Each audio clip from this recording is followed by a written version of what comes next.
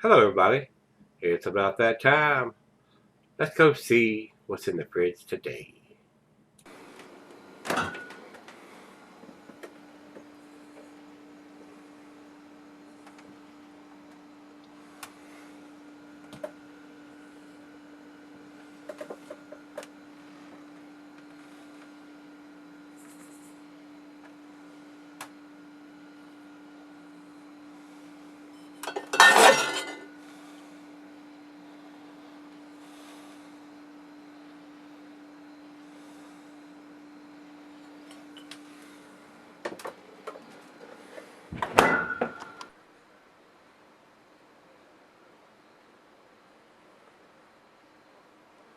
Hey guys, thanks for stopping by Gregsbeerreviews today. Notice I have on the Stone anniversary, 18th anniversary shirt. Paris sent me the shirt with a beer mail package. Matter of fact, he was down at Stone when I was out in California and was down near Bakersfield and was not able to meet with me because he was there at Stone during a special release thing that was going on there. But he did send me some beers and he sent me this shirt. Problem is, it's an extra large instead of a 2X, and I figured I'd wear it for this beer, but it's tight as a damn girdle on my big fat ass. So this is probably the only time once I get through wearing it for the beer review, she washes it, it'll probably be hers. So Paris, thanks again for sending me the shirt. I'm sure my wife will wear it proudly because, like I said, once she washes it, it'll be too small for me. Fairly tight on my big ass. But I figured I'd wear it for this particular beer, guys. So, Paris, thanks again for sending me the beers and the shirt. I do appreciate it, brother. This is Stone's 18th anniversary IPA. I actually picked this beer up here locally. Matter of fact, I got it at one of the local beer stores. So, very surprised that we actually got our hands on this and must ship this all over. A lot of their enjoy by beers goes to select states. That's the reason why I can't get all of those.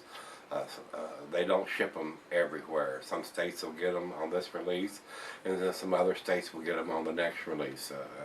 Evidently, they're not bringing enough where they can ship them all out all over. So, our loss. I mean, it is my loss anyway because I like that Enjoy by series. So, let's get on with this one. The commercial description on this beer. As we compose the text for this celebratory beer, a golden brown India Pale Ale dry hopped exclusively and abundantly with El Dorado hops. Not sure I've had a lot of beers with El Dorado hops. We stand ready to leap from the precipice of all we know into a new era for our company, our beers, and most importantly our fans.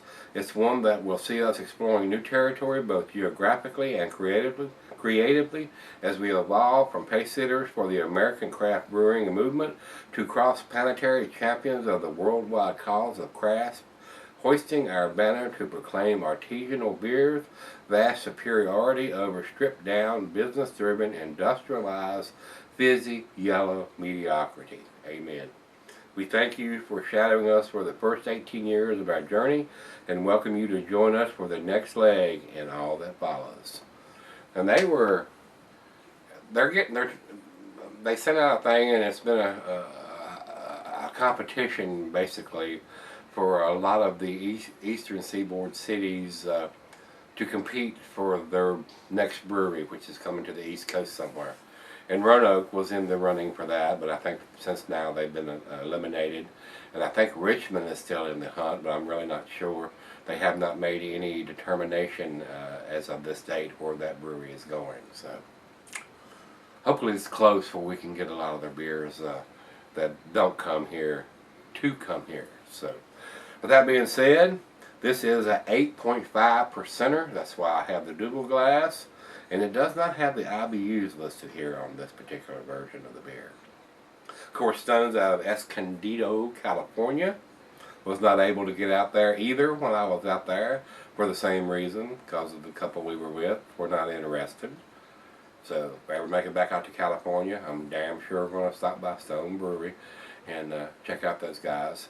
I actually sent an email to the head brewer before I left for my journey, Mitch Steele, and asked if it was possible for us to meet up with him and Greg Cook while I was there. And he never replied back. I was kind of disappointed that he didn't even bother to email me back on that response. So it is what it is. Just little old me. I guess they have time for me. So still love their beer. So the food pairings for this beer, and it's your typical IPAs.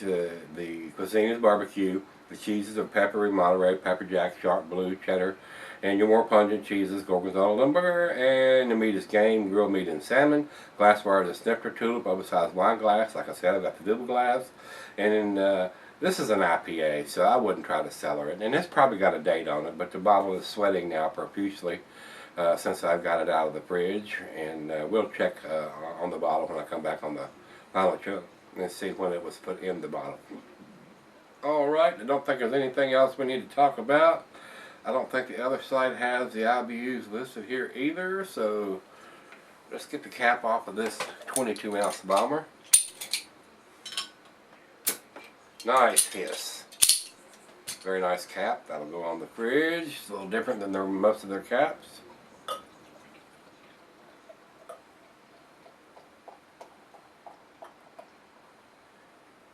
Yeah, I don't guess the beer Jesus Greg Cook had time for the beer Moses while I was out there. Like I said, I never got a response back from Mitch on wanting to come by and meet and have a beer with them too, but it's a real world. They're busy people. I guess they had time. Over into the light, it is a little darker than your typical IPA. That's why they're calling it a brown IPA. Not a black IPA, but a brown IPA. It is a rich copper tone color, almost to the red characteristics. It is a deep copper color. With that aggressive pour, like I said, we got a good 2 fingers of head. So, let's get a nose on it. A nice malty characteristics to go with this. Not overly hopped. For an IPA, I was expecting a little more hop presence than what this is presenting. But they've done a brown IPA here, so basically it's got just a little heavier or richer malt grain bill on this particular version. Still a real nice hop presence, but it's just not overly hoppy. It's not like an enjoy by. There is some pine and grapefruit, but I'm getting some bready maltiness in this beer too. To me, reminiscent of an IPA and a brown ale mixed together. But there's enough hop presence that you know that it's an IPA. Well, very nice. A little different, but let's give it a taste. Cheers, everybody. Thank you, Parrish. I appreciate it. The wife will enjoy wearing this since once she washes it, it'll be a little tight for my big ass. Cheers, everybody. Cheers, Parrish.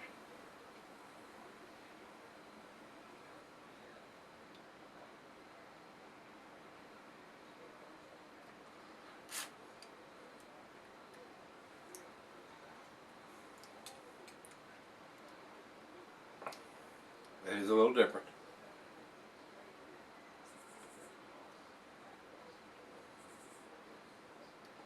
Very easy drinking. Not giving any of the 8.5% ABV. Very well made beer.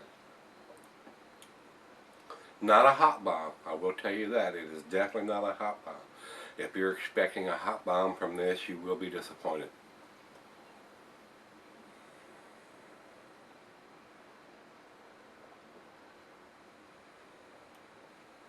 A nice balance to the malt and the hops.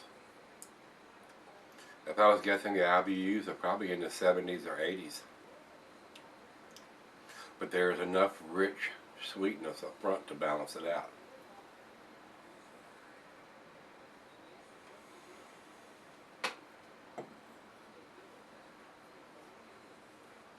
Very smooth.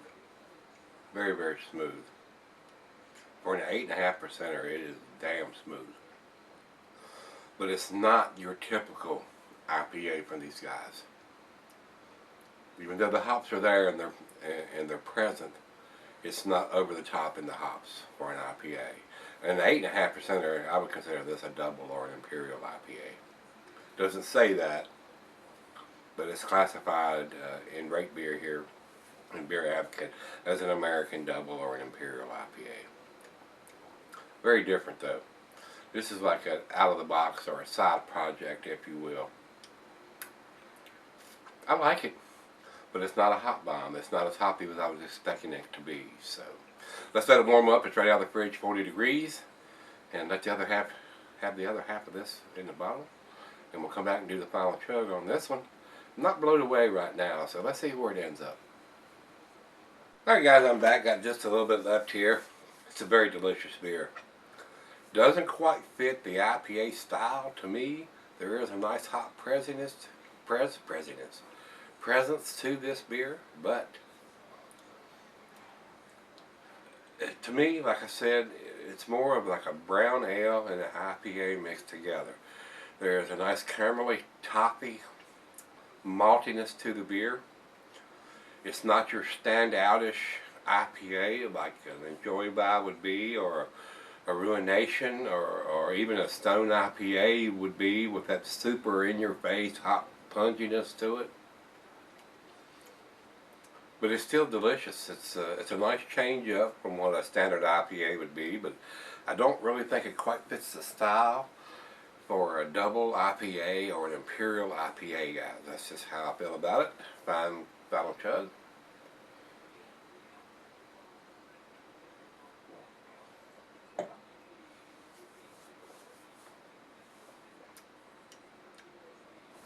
Very easy drinking for an 8.5%.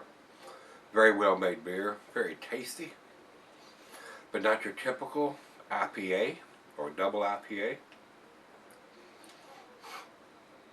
I did enjoy it. It's very pleasant. A nice change from a typical IPA, but I don't think it quite fits in that style category. Just my opinion. As far as a date, it does have bottled on 8/3 of 2014, so it's about 6 weeks old. Not too old, still within its standard shelf life, if you will, but not over the top IPA. When I see Anniversary IPA, I'm thinking, oh, this is going to be a nice hop bomb, but it was not. A nice balance of hops and richer, caramelly, toffee-like malt. Very delicious. As far as I'm concerned, it's not an outstanding beer. It's not. If you're looking for a hop bomb, this is not it. This is definitely not it. This is more like a combination, like I said, of a brown ale and an IPA mixed together, but still very enjoyable. So, as far as I'm concerned, guys, I'm gonna give this, and I don't differentiate between overall and style like Rate Beer does and all that. I kind of put those together. It does have a date on it. I do think it's an A beer. I'm gonna give it the 8, which is an A minus. I was expecting a little bit more from this beer than what it is. My honest opinion, I would prefer an Enjoy By over this for an IPA or a double IPA. It just didn't have the hop presence that I was expecting. It was very tasty though, a nice change, but doesn't quite fit the style as far as I'm concerned. So let's go see what everybody else thinks. We'll go over to Beer Advocate. Beer Advocate says 88, which is in their very good range. If I was putting a numeric rating on this, I would probably give it a 91 or a 92. That's where I would put it. Over to Rate Beer.